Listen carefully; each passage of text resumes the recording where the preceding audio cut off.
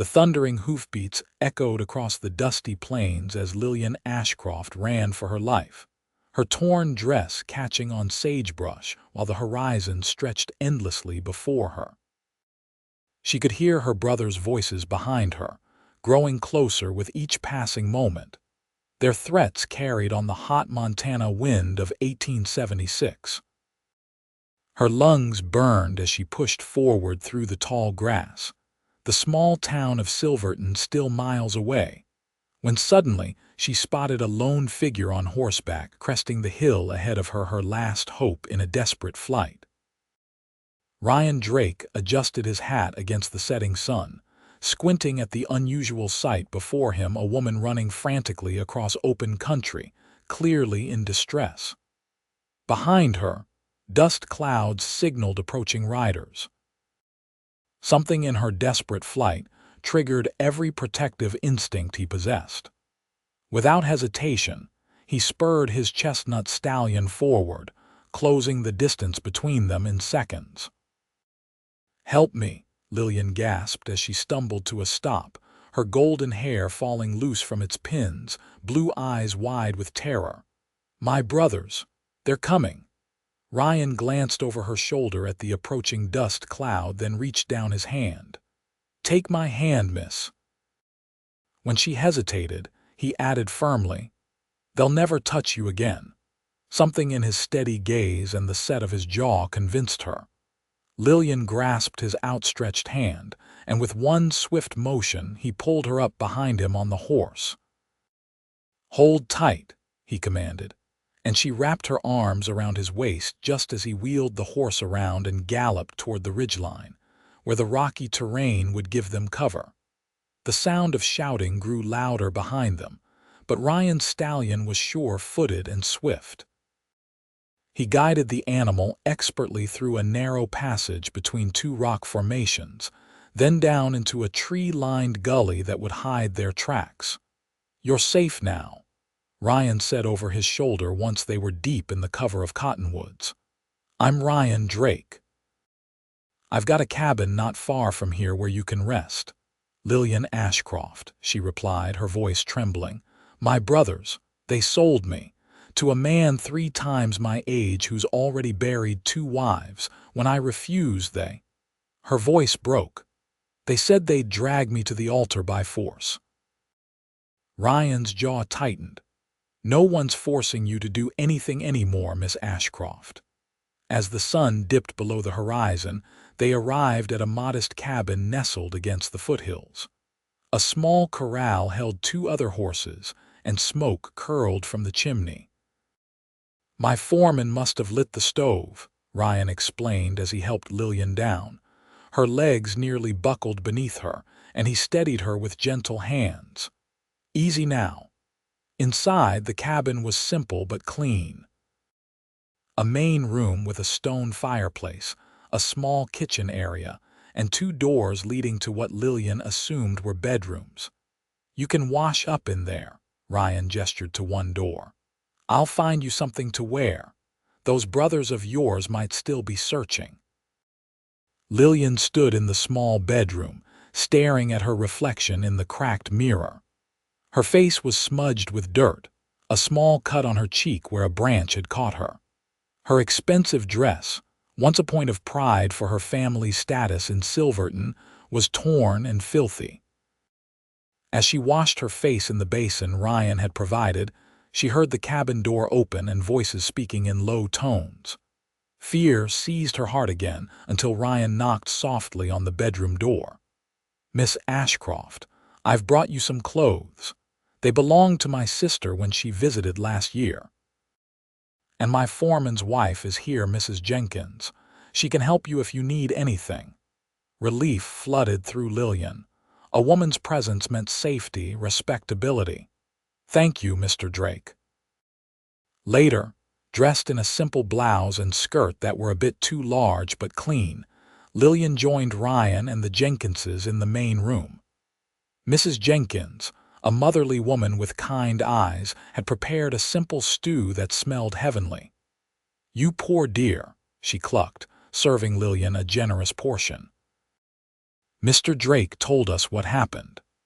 Those Ashcroft boys have always been trouble, throwing their weight around because their daddy owns half the businesses in Silverton. Not that it's done them much good since the silver mine started drying up, Mr. Jenkins added, a weathered man with calloused hands and a gentle manner. My father died 6 months ago, Lillian explained quietly. My brothers took over everything. They've been gambling away what's left and decided I was an asset to be traded. Ryan's expression darkened. To whom? Clive Barton, Lillian answered, watching recognition dawn on their faces. The cattle baron from over in Whitefish. He's got to be 60 if he's a day, Mrs. Jenkins exclaimed. 62, Lillian confirmed. And rumor has it his last wife fell down the stairs. The one before that took ill rather suddenly. You did right to run, Ryan said firmly, but your brothers won't give up easily if there's money involved. $5,000, Lillian said bitterly. That's what my future is worth to them. You can stay here as long as you need, Ryan offered.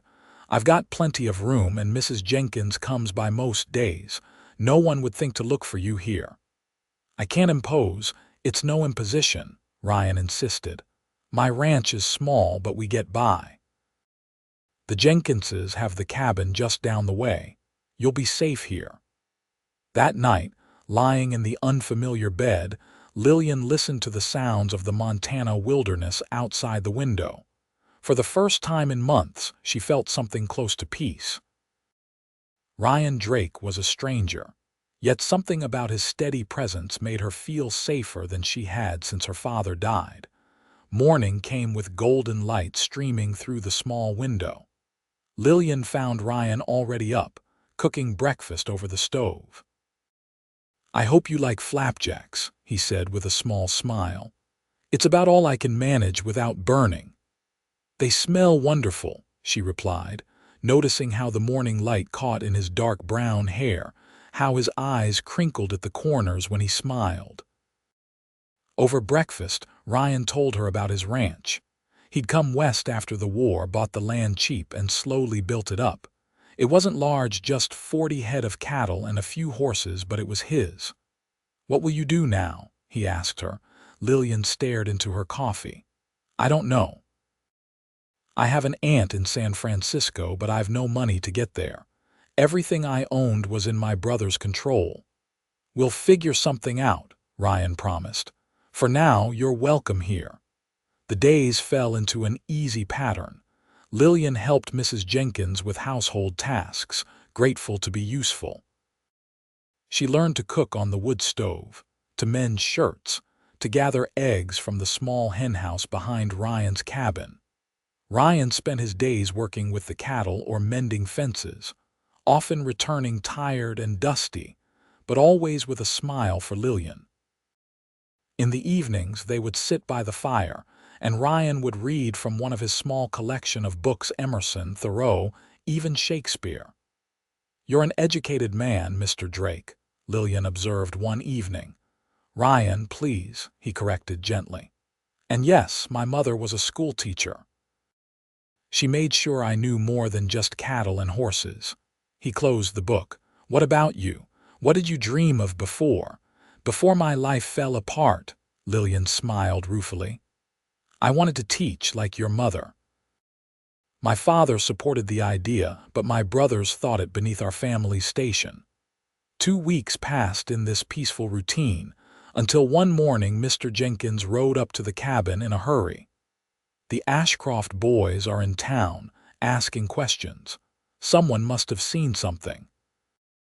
They're offering a reward for information about their kidnapped sister. Ryan's face hardened. Kidnapped? That's rich. They're saying a drifter took her, Mr. Jenkins continued, but they're describing someone who doesn't match you, thankfully. Still, it's only a matter of time before they widen their search. Lillian's hands trembled as she set down her coffee cup. I've brought danger to your door. I should leave. You'll do no such thing, Ryan said firmly. We just need to be more careful.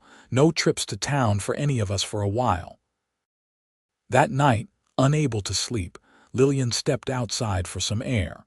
The stars blazed overhead in the clear Montana sky, and the distant howl of a wolf echoed through the hills. She wrapped her shawl tighter around her shoulders. "Couldn't sleep," Ryan's voice startled her. He stood in the shadows by the corral. "No," she admitted. "I keep thinking about my brothers finding this place." Ryan moved closer, his face silver in the moonlight. "I meant what I said that first day, Lillian. They'll never touch you again." Something in his voice made her heart beat faster. "Why are you helping me? You don't even know me." "I know enough," he said simply. "I know you're brave. I know you deserve better than being sold to the highest bidder." Impulsively, Lillian reached out and touched his hand. "Thank you." His fingers closed around hers, warm and strong. For a long moment, they stood there under the stars, connected by something neither dared name yet. The peaceful existence was shattered 3 days later when a shot rang out, splintering the wood beside the cabin door just as Ryan stepped outside. He dove for cover, shouting for Lillian to stay inside. "Drake," a man's voice bellowed. "We know you've got our sister. Send her out now." Lillian peered through the window to see 3 men on horseback at the edge of the property. Her brothers James, the eldest, with their father's stern face, Thomas, always quick to anger, and Edward, the youngest but most cunning. "Your sister isn't property to be claimed," Ryan shouted back, his rifle now in hand as he crouched behind a water barrel. "She's ours to do with as we please," James called. "The arrangement with Barton stands. $5,000, Drake. Walk away now and you can have a cut." Ryan's laugh was cold. "The lady makes her own choices now." Another shot kicked up dirt near the barrel. "We're not leaving without her." "Then you're not leaving," Ryan replied evenly, raising his rifle and firing a warning shot that sent Thomas's horse rearing. The standoff might have escalated further if not for the sudden arrival of the Jenkinses and 2 other ranch hands, all armed. "4 against 5, Mr. Jenkins called out, "and we're on our land. Best ride on, boys." The Ashcroft brothers exchanged glances, clearly not expecting resistance. "This isn't over," James spat before wheeling his horse around. "You'll regret this, Drake." After they rode away, Ryan hurried inside to find Lillian white-faced but composed. "Are you hurt?" she asked immediately, scanning him for injuries. "No, but they'll be back," he said grimly, "and with more men next time." That night, they held a council around Ryan's table, the Jenkinses, Ryan, Lillian, and the 2 ranch hands, Cooley and Martinez. "We could take shifts keeping watch," Martinez suggested, his dark eyes serious. "But we can't do that forever." "What if I went to the sheriff?" Lillian asked. "Surely he wouldn't force me to return to my brothers." "Sheriff Wilson," Mr. Jenkins snorted.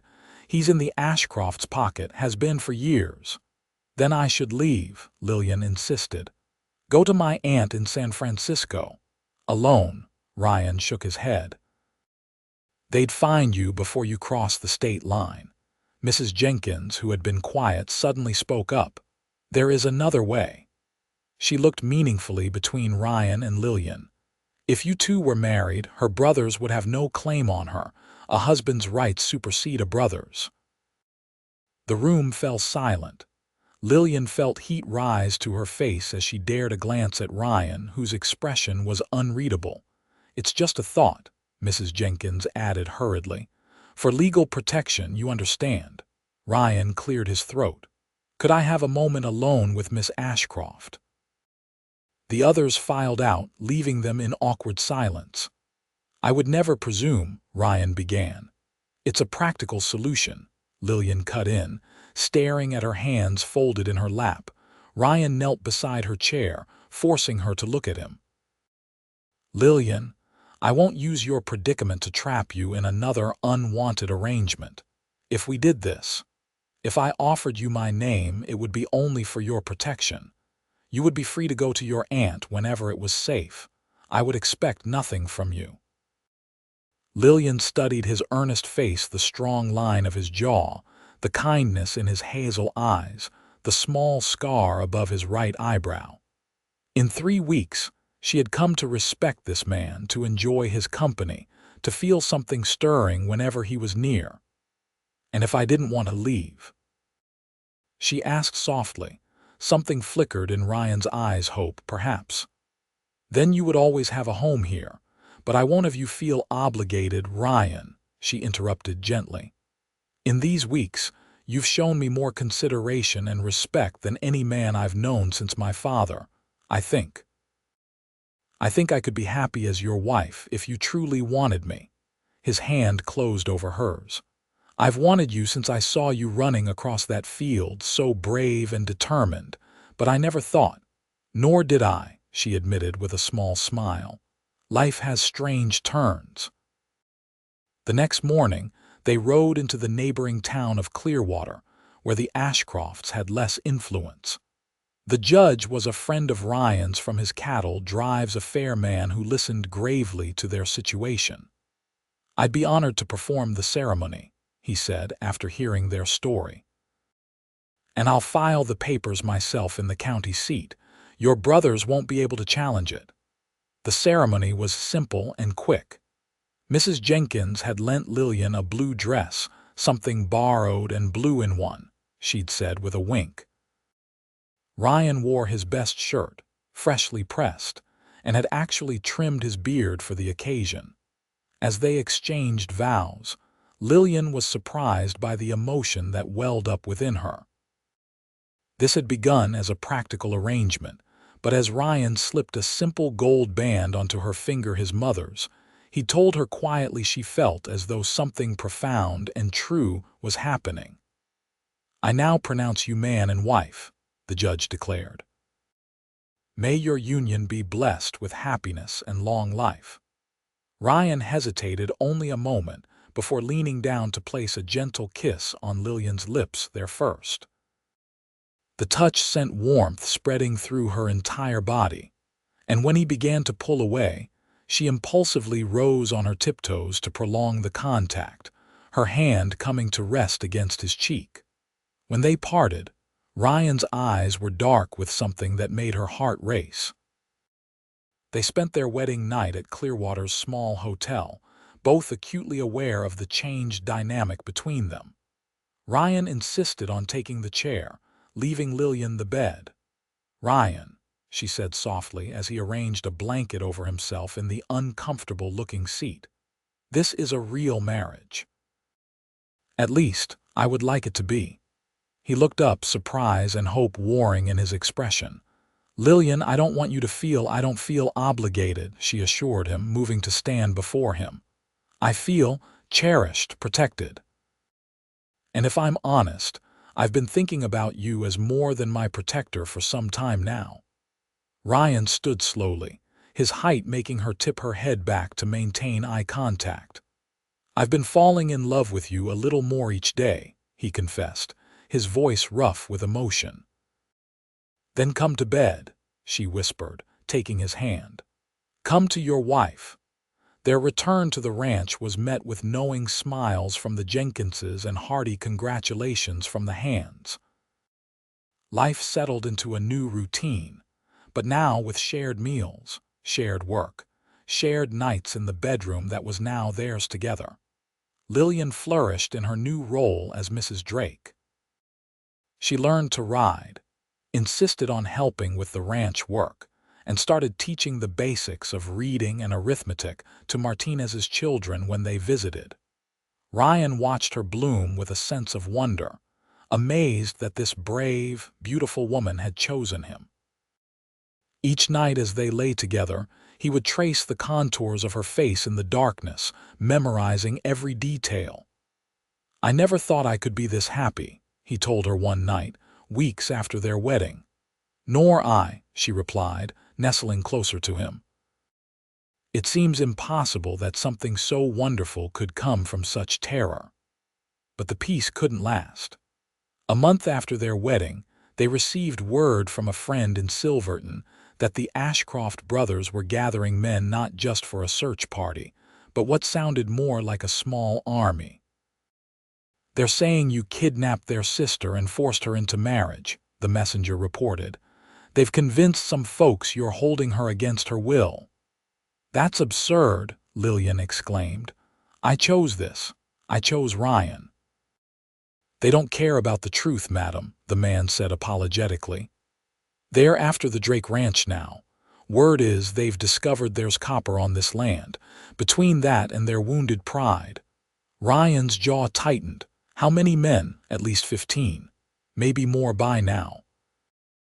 That night, they held another council, this time including several neighboring ranchers who had no love for the Ashcrofts. "We stand together," old Mr. Hargrove declared, slamming his fist on the table. "These mountains have no place for men who'd sell their own sister or steal another man's rightful property." 7 ranchers pledged their support and men. By morning, Ryan's small ranch house had become a defensive position, with 20 men stationed strategically around the property. Lillian refused to be sent away for safety. "I won't hide while men fight my battles," she insisted, checking the loading of a rifle with surprising competence.